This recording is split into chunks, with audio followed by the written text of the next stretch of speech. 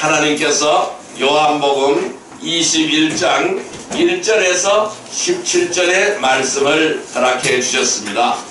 오늘같이 은혜 받고자 하는 말씀은 용서와 사랑의 왕 예수라는 제목으로 은혜를 나누고자 합니다. 우리 옆 사람 인사하십시다. 오늘도 큰 은혜의 시간 되십시다.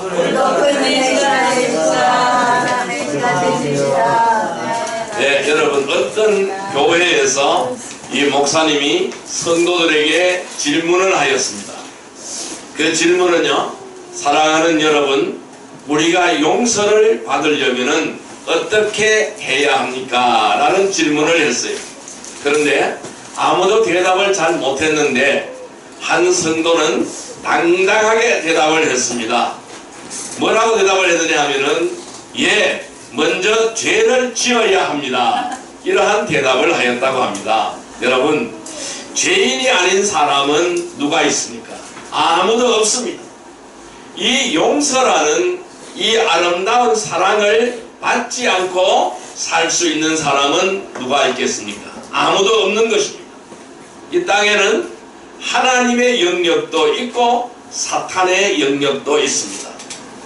용서가 하나님의 영역이라면은 정죄하는 것은 사탄의 영역이 되는 것이죠. 이 정죄가 사탄의 본성이라면은 용서는 하나님 아버지의 마음인 줄 믿습니다. 여러분, 사랑하면은 용서할 수 있습니다.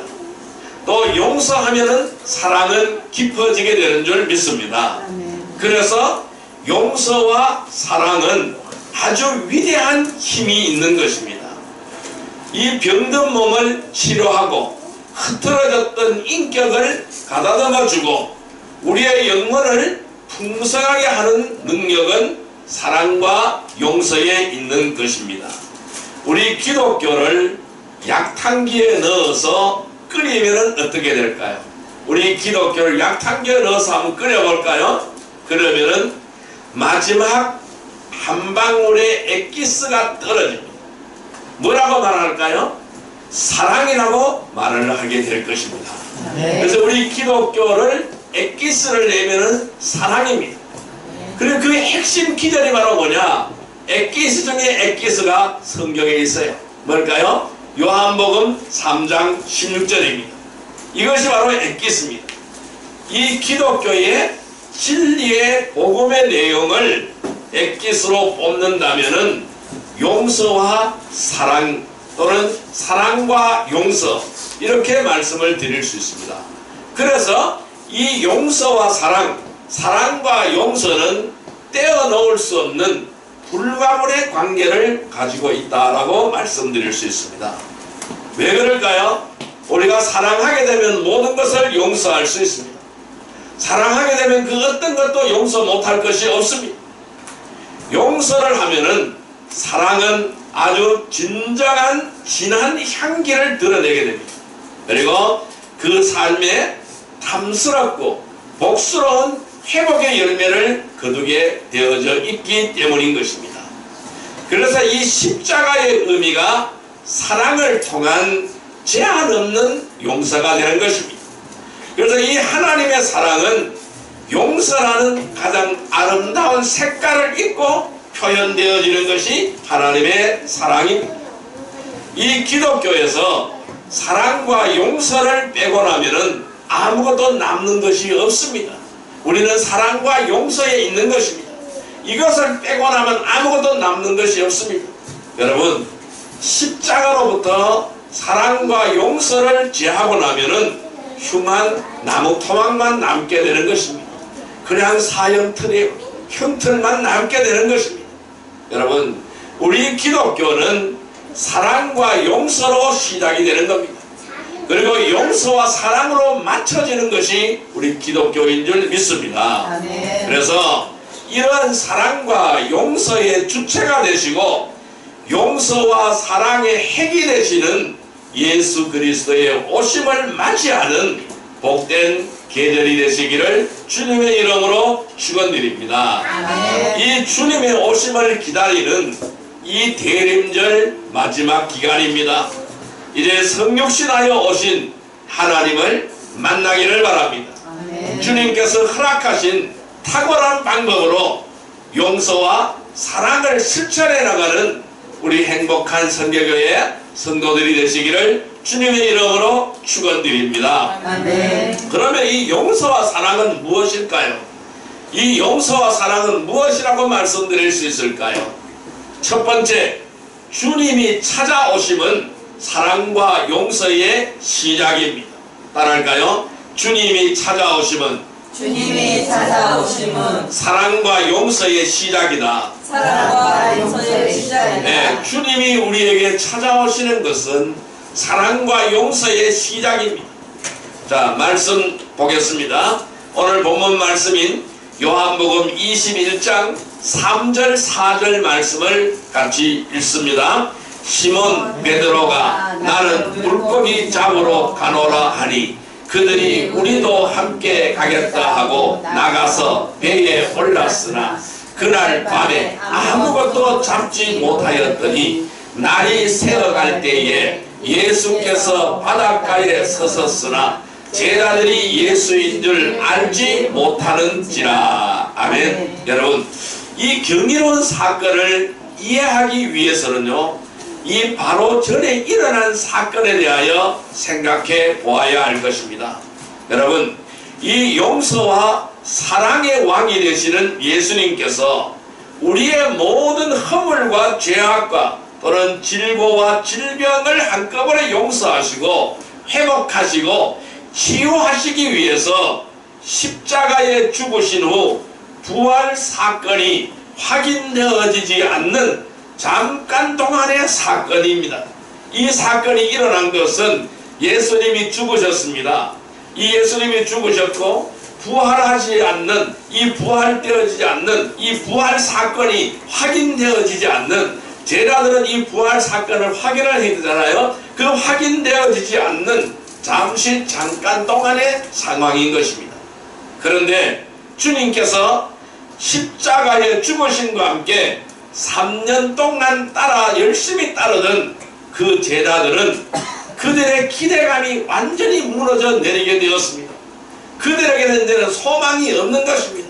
같이 함께 동고동락하고 3년 동안 하루도 빠짐없이 같이 동고동락하던 그들의 스승이었던 예수님께서 십자가에 달려 돌아가신 거예요.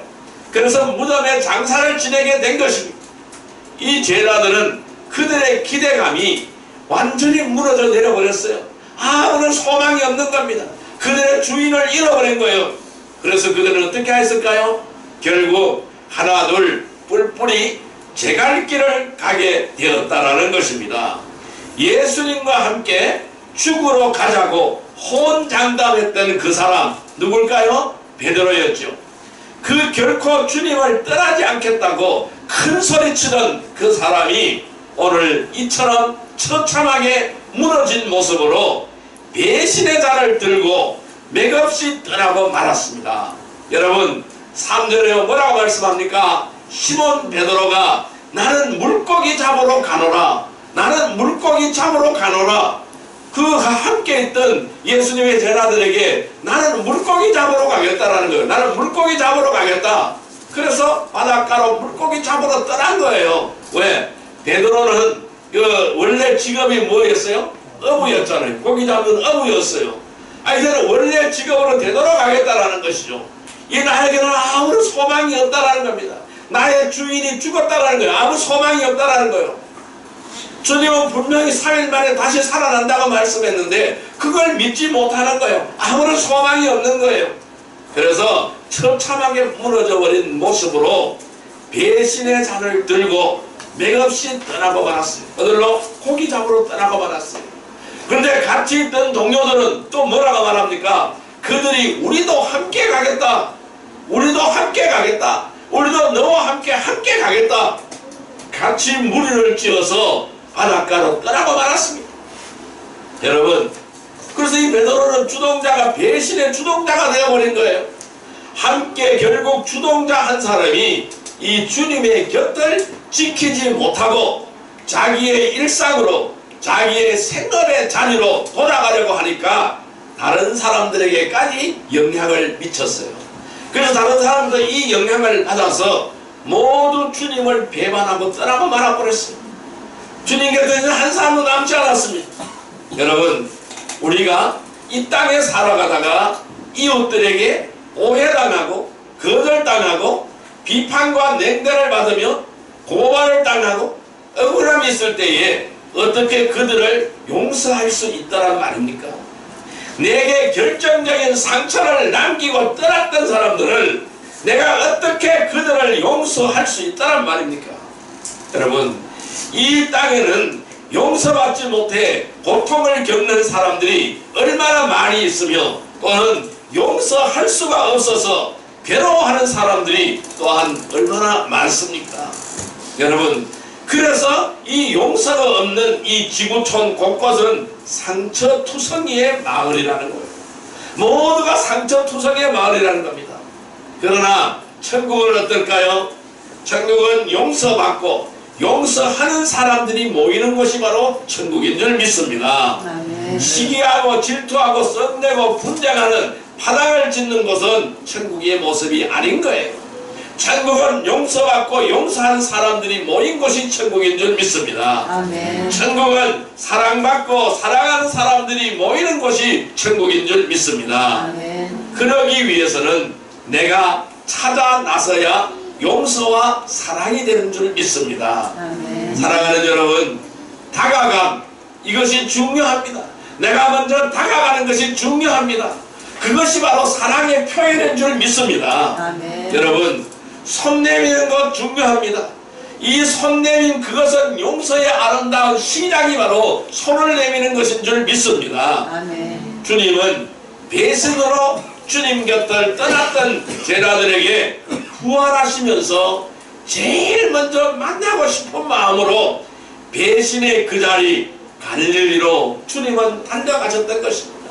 주님은 부활하자마자 이 보고 싶은 제자들 곁으로 달려가신 거예요.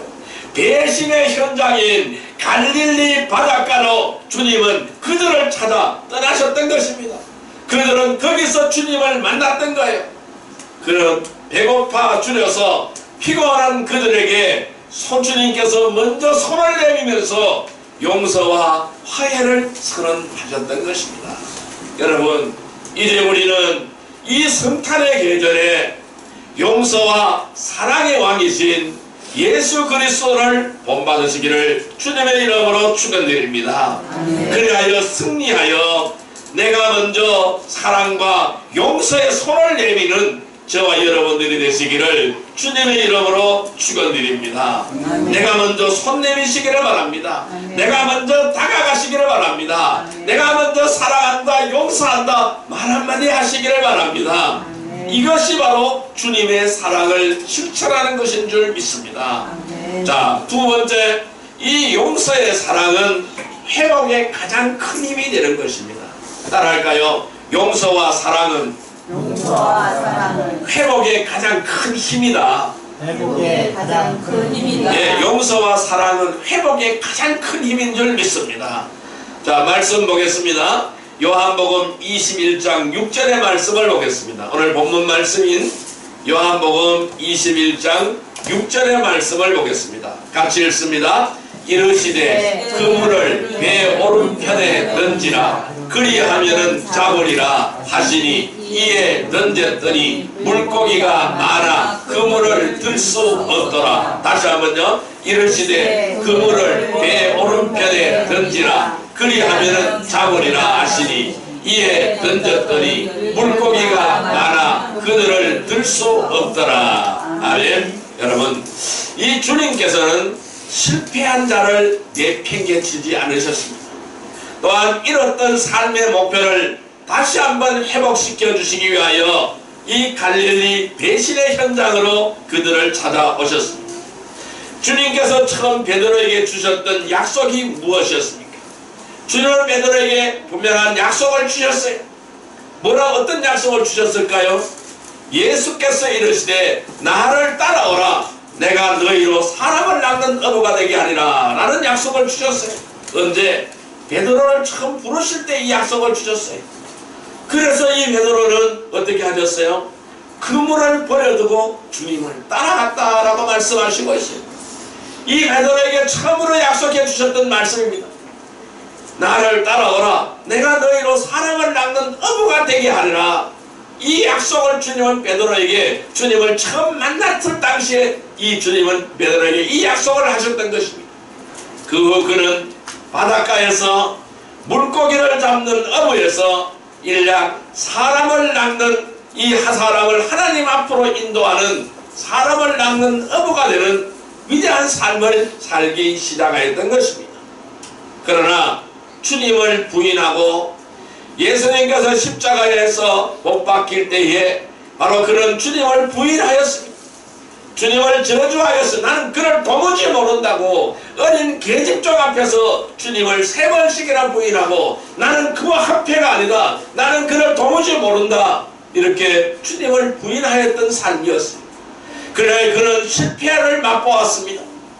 그가 다시 물고기 잡는 업으로 돌아가자 목숨을 걸고 달려야 할 사명을 주님은 다시 한번 회복시켜 주시기 위하여 주님께서는 이 갈릴리 바다로 찾아오신 것입니다. 이 디베라 바다로 찾아오신 것입니다. 여러분 6절을 같이 한번 보겠습니다. 같이 읽습니다. 이르시되 그물을 배 오른편에 던지라. 그리하면 잡으리라 하시니 이에 던졌더니 물고기가 많아 그들을 들 수 없더라. 아멘. 실패한 제자들로 하여금 재차 시도하게 만드셨습니다. 예수님은 그들 앞에 나타났는데 그들은 예수님을 알아보지 못하는 거예요. 누군지는 알아보지 못하는 거예요. 예수님은 그들에게 말합니다. 그 그물을 배 오른편에 던지라. 그들은 밤이 맞도록 고기를 잡으려고 노력했지만은 고기 한 마리 잡지 못했던 것입니다. 그런데 주님이 오셔서 그물을 배 오른편에 던지라. 그리하면 잡으리라. 주님은 이렇게 말씀하셨어요. 근데 그 말씀대로 그물을 배 오른편에 던졌더니 물고기가 너무 많이 잡혔어요. 그래서 그물을 들어 올릴 수가 없는 거예요.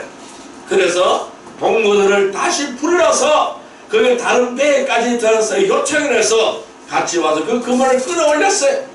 그랬더니 고기를 잡아버리고 몇 마리였냐? 153마리였습니다. 이것은 153은 하나님의 축복의 상징인 줄 믿습니다. 아멘. 그래서 실패한 제자들로 하여금 다시 시도하게 하였던 것입니다. 결국 이 제자들은 그 말씀대로 그물을 내렸고 그물을 끌어올리기 힘들 정도로 많은 153마리나 되는 고기를 잡게 되었습니다. 그제서야 제자들은 자신들에게 고기를 많이 잡게 하신 분이 다름 아닌 부활하신 주님이라는 사실을 깨닫게 되는 것입니다. 그래서 부활하신 주님을 거기서 만나게 되는 것입니다. 그들은 고기를 잡은 후에 한데 가득 실었죠. 의기양양한 모습으로 배를 타고 육지로 돌아왔습니다. 그런데 그 돌아온 육지에 이상한 것이 보였습니다. 9절을 같이 한번 읽어봅니다. 육지에 올라오니 숯불이 있는데 그 위에 생선이 놓였고 떡도 있더라. 아멘. 그들이 배를 끌고 물가로 나왔습니다. 그 육지에 돌아오니 숯불이 놓여 있었습니다. 이 숯불을 본 베드로의 마음은 어땠을까요? 베드로는 통에 잡아가는 겁니다. 그 마음에 찔리기 시작하는 것입니다. 베드로는 주님이 피워놓은 이 숯불을 보고 가슴이 철렁 내려앉았을 것입니다. 아마 모르긴 몰라도 가야바의 뜰에서 예수님께서 제사장들에게 신문을 받았던 장면이 떠올랐을 것입니다. 그는 마당에서 모닥불을 쬐고 있었습니다. 불 곁에서 이 모닥불을 쬐고 있었어요. 그 계집종이 하나가 너도 그와 한패가 아니냐? 아니야, 난 그를 도무지 모른다. 이렇게 3번씩이나 부인했던 배신의 현장이 생각났기 때문입니다. 요한복음 18장 18절에 이렇게 기록되어져 있습니다. 그때가 추운 거로 종과 아래 사람들이 불을 피우고 서서 쬐니 베드로도 함께 서서 쬐더라. 여러분, 여기 이 숯불가에서 베드로가 주님을 부인하였습니다. 결국 이 본문 9절에 등장하는 이 숯불을 우리는 보통 숯불이라고 생각해서는 안 됩니다. 여기는 주님의 의도가 담겨있는 숯불인 것입니다. 주님은 일부러 숯불을 피운 거예요. 주님은 일부러 숯불을 피운 거예요. 베드로가 회개하도록 일부러 숯불을 피운 것입니다. 실패한 베드로를 회복시켜 주시기 위한 목적을 가지고 주님은 숯불을 마련하신 것입니다. 여러분, 왜 그럴까요? 이 실패한 것을 뛰어넘지 않으면 진정한 회복을 이룰 수 없기 때문인 것입니다. 우리도 실패한 것들이 있어요. 이 실패한 것들을 뛰어넘어야 될 줄로 믿습니다. 아멘. 주님 앞에 통해 잡아가면서 이 실패한 것을 뛰어넘어야 될 줄로 믿습니다. 아멘. 이 배신의 현장, 오늘 우리들의 모습이 아닌가요? 이 모습이 오늘 우리들의 모습이 아닌가요?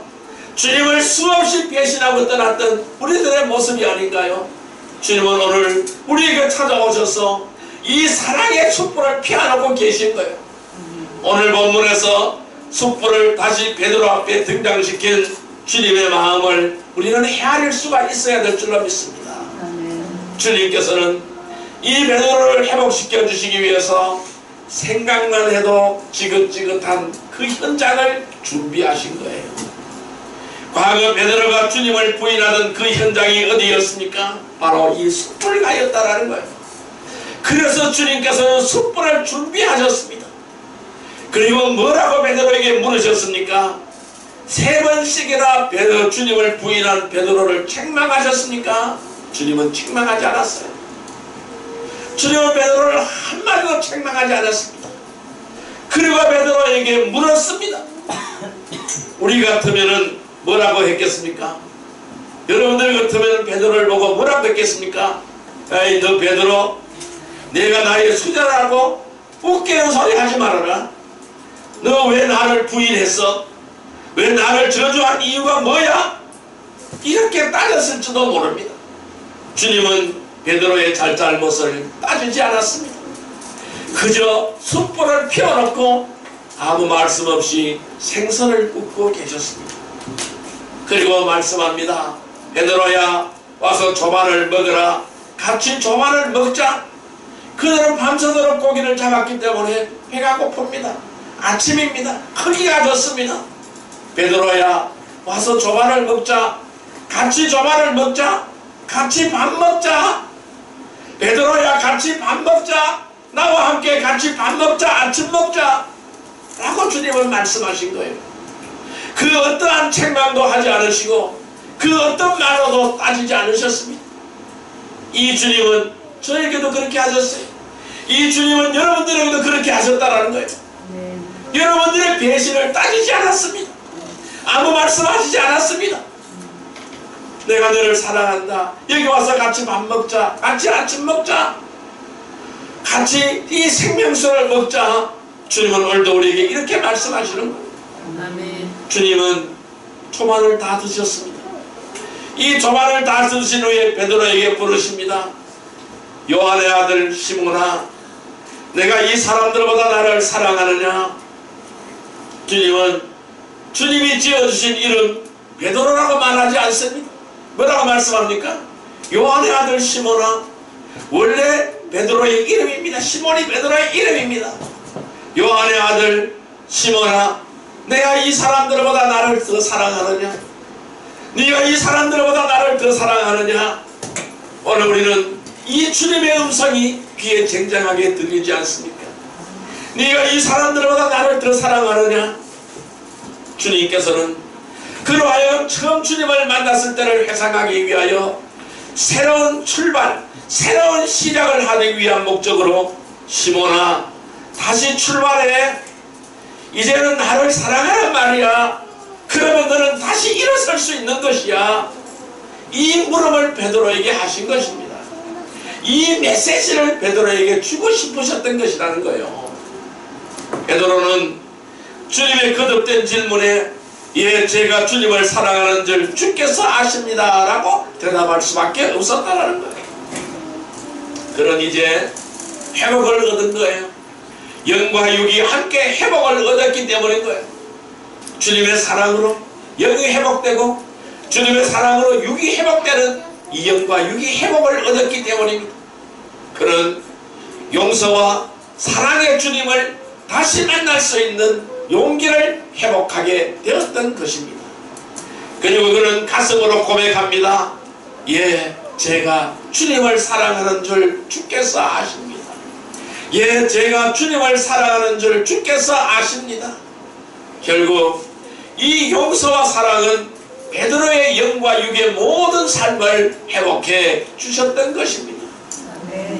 그래서 주님을 가슴 깊이 사랑한다고 고백하며 그에게 주신 사명을 확인하게 되었습니다. 이로 인하여 베드로는 완전한 회복을 찾게 되었던 것입니다. 여러분, 오늘 이 성탄의 계절에 우리의 영혼과 육의 범사의 회복을 주시는 용서와 사랑의 그리스도를 만나시기를 바랍니다. 그래 완전한 회복을 누리는 저와 여러분들이 되시기를 주님의 이름으로 축원드립니다. 세 번째로, 이 용서와 사랑은 나의 선택사항이 아니라는 것입니다. 따라할까요? 용서와 사랑은 나의 선택사항이 아니다. 나의 선택사항이 아니다. 예, 말씀 읽습니다. 요한복음 21장 15절에서 17절 말씀 같이 읽습니다. 그들이 조각 먹은 후에 예수께서 베드로에게 이르시되 요한의 아들 시몬아, 내가 이 사람들보다 나를 더 사랑하느냐 하시니 이르되 주님, 그러하나이다. 내가 주님을 사랑하는 줄 주님께서 아시나이다. 이르시되 내 어린 양을 먹이라 하시고 또 두 번째로 이르시되 요한의 아들 시몬아, 내가 나를 사랑하느냐 하시니 이르되 주님, 그러하나이다. 내가 주님을 사랑하는 줄 주께서 아시나이다. 이르시되 내 양을 치라 하시고 세 번째 이르시되 요한의 아들 시몬아, 내가 나를 사랑하느냐 하시니 주께서 세 번째 내가 나를 사랑하느냐 하시므로 베드로가 근심하여 이르되 주님, 모든 것을 아시오매 내가 주님을 사랑하는 줄을 주님께서 아시나이다. 예수께서 이르시되 내 양을 먹이라. 아멘. 여러분, 예수님께서는 이렇게 회복을 이룬 제자들에게 나와 같이 가서 내 양을 먹이라고, 내 양을 치라고 명령하시는 것입니다. 여기서 내 양, 내 어린 양을 먹이라는 것은 일용할 양식을 제공하라는 단순한 의미가 아닌 것입니다. 바로 그들은 내가 너를 용서하고 사랑하여 영과 육이 회복이 되는 것처럼 변함없이 사랑하고 용서하라는 말씀인 줄 믿습니다. 중요한 것은요, 이 용서와 사랑은 하나님의 명령이라는 사실입니다. 나의 선택사항이 아니고 명령이라는 사실입니다. 여러분, 이 용서는 권면이 아닙니다. 준엄한 하나님의 명령인 것입니다. 하나님께서는 당신의 자녀들에게 나는 너희에게 나의 성품을 나누어 주었노라, 나는 너희에게 용서의 씨앗을 주었노라, 나는 너희에게 용서의 권능을 너희에게 나누어 주었노라, 너희는 용서하라 라고 명령하신 것입니다. 여러분, 용서가 하나님의 명령이라는데 이 말이 무슨 뜻일까요? 용서해라, 그것은 내가 상대방에게 용서할 마음이 생기게 된 용서해라가 아닌 것입니다. 그 무조건 용서하라는 말씀입니다. 느낌을 따라 용서하라가 아닙니다. 이것은 명령이라는 것입니다. 용서는 명령이라는 것입니다. 우리가 할 수 있는 유일한 대답은 바로 뭘까요? 아닙니다 라고 아니에요. 뭘까요? 예, 순종하겠습니다. 이 하나님의 말씀에 순종하겠습니다 라는 말뿐이라는 거예요. 순종은 뭘까요? 의지적인 것입니다. 이 용서의 문제를 감정적으로 접근하면은 용서할 수 있는 사람은 아무도 없습니다. 이 용서라는 문제를 감정적으로 가져가면은 아무도 우리는 용서할 수 없습니다. 그러나 내 기분이 내키지 않음에도 불구하고, 감정적인 동의가 없음에도 불구하고, 세상 모든 사람이 다 용서할 수 없음에도 불구하고 용서하라고, 사랑하라고 하신 말씀인 거예요.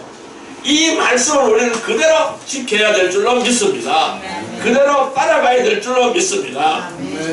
예수님께서 여러분의 구세주 되심을 믿으십니까?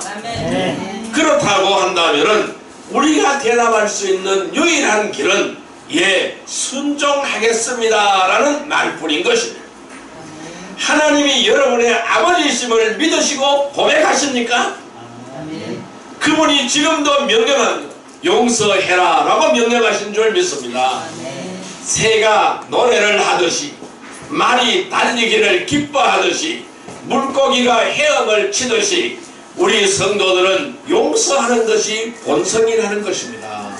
이것이 나의 본성이라는 것입니다. 용서하고서야 내가 행복할 수 있는 것입니다. 사랑하고서야 내가 행복할 수 있는 것입니다.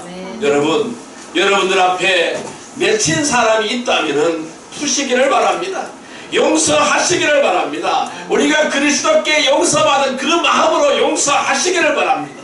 그리고 그들을 사랑하시기를 바랍니다. 그러할 때 내가 행복할 수가 있는 것입니다.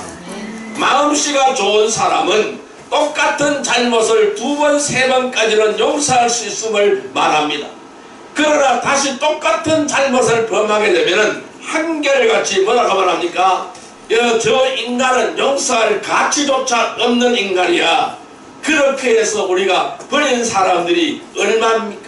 그렇게 해서 우리가 내팽개쳐진 가족들이 얼마나 많습니까?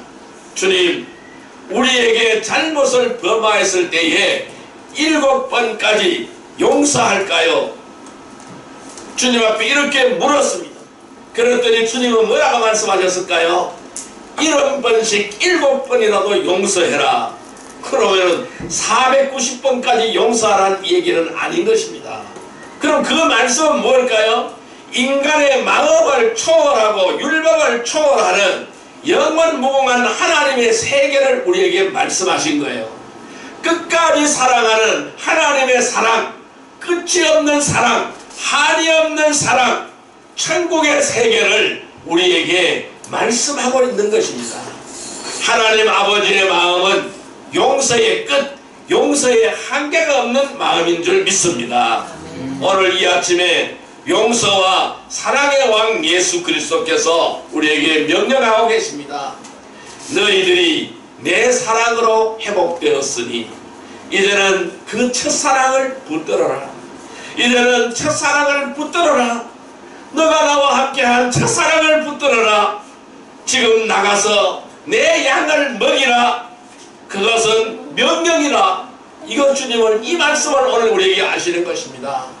한없는 용서와 사랑으로 실천하는 성도들이 되시기를 주님의 이름으로 축원드립니다. 자, 이제 말씀을 정리해 보겠습니다. 우리가 이 용서와 사랑을 실천하려면 어떻게 하여야 할까요? 이 용서와 사랑을 실천하는 최선의 방법을 성탄절에 오시는 성육신하신 그리스도 예수님이십니다. 우리는 이 주님의 가르침대로 살면은 우리는 오늘도 행복하고 내일도 행복한 줄 믿습니다. 주님이 찾아오심은 사랑과 용서의 시작입니다. 용서와 사랑은 회복의 가장 큰 힘입니다. 용서와 사랑은 나의 선택사항이 아니고 하나님의 명령입니다. 용서와 사랑의 왕으로 오신 주님을 맞이합시다. 용서와 사랑을 실천하는 성도들이 되십시다. 그리하여 모든 것이 회복되어지고 행복한 삶을 살아가는 복된 성도들이 다 되시기를 주님의 이름으로 축원드립니다. 기도드립니다. 만왕의 왕이시오 만주의 주가 되신 사랑과 은혜의 아버지 하나님 감사합니다. 오늘도 우리는 주님의 가르침대로 용서하기를 원합니다. 하나님 아버지의 놀라운 사랑하심으로 말미암아 용서와 사랑을 받았습니다. 이 용서와 사랑을 실천하는 최선의 방법은 성탄절에 오시는 성육신하신 예수 그리스도를 진정으로 영접하는 것인 줄 믿습니다. 그러나 주님의 가르침대로 사는 것인 줄 믿습니다. 주님이 찾아오시면 사랑과 용서의 시작임을 압니다. 용서의 사랑은 회복의 가장 큰 힘인 줄 압니다. 용서와 사랑은 나의 선택사항이 아니고 하나님의 명령임을 깨닫습니다. 용서와 사랑으로 오신 이 주님을 맞이하여 용서와 사랑을 실천하는 성도들이 되기를 원하며 그래야 회복되어지고 행복한 삶을 사는 거룩한 성도들이 다 되게 하여 주옵소서. 예수님의 이름으로 감사하며 기도드리옵나이다. 아멘. 예.